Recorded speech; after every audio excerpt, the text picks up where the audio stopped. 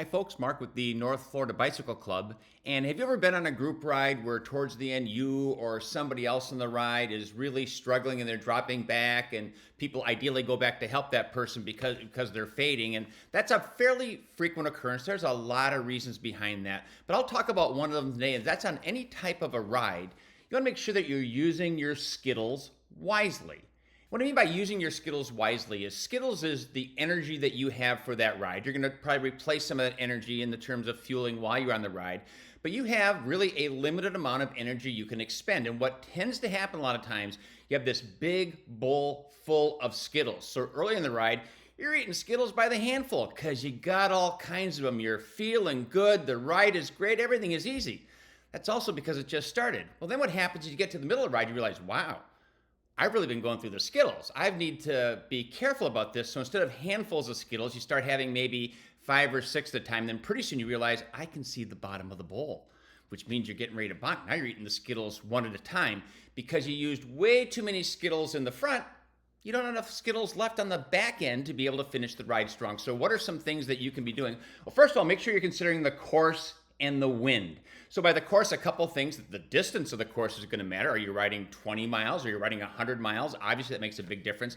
Is there elevation on the course? Now, here in Florida, we don't have a lot of elevation, but there are hills. For example, if you're doing Clyde's ride, where we go up into Georgia, there's some rolling in there that you're going to be on, and we have some West Side ride with some hills. So you want to consider the course and how that energy will be spent, and certainly the wind. Are you going to have a tailwind or a headwind on the way back or a quartering wind? That's going to make a big difference. Many times people will be on the Tuesday Sandcastle ride. We will typically have a wind out of the north and people will just go flying down because of the tailwind. But they still have to fight that wind coming back in the north. So you still have to be careful how you use your Skittles. So think about your fitness, how you're feeling, the course, the hills, and decide how do you use your Skittles. Now, another common thing that happens is people in the group go a little bit faster. I'm here to tell you, you don't need to follow. I'll give you an example. There was a ride earlier this year. There ended up only being 3 of us. And one of them said, hey, I generally ride like 15 miles an hour or so, a little faster in a tailwind, a little slower in a headwind, but that's about what I could do. So we decided we wanted to all ride together. Well, the other guy and I were typically a little bit faster than that. And every now and then we would pull ahead.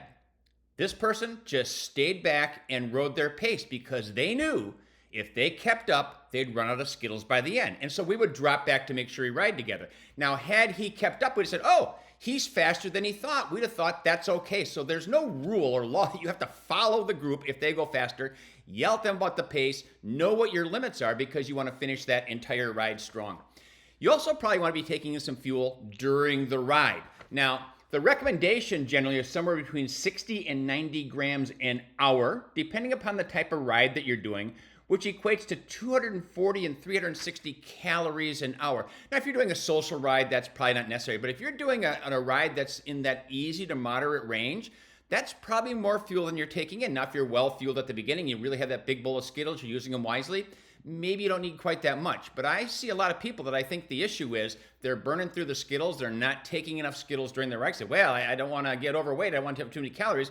But the fact is then they die off at the end because they didn't have enough Skittles. So there's way more than you can put into a video that's just a few minutes about that. But at the end of the day, consider the Skittles that you have in your bowl and use them wisely.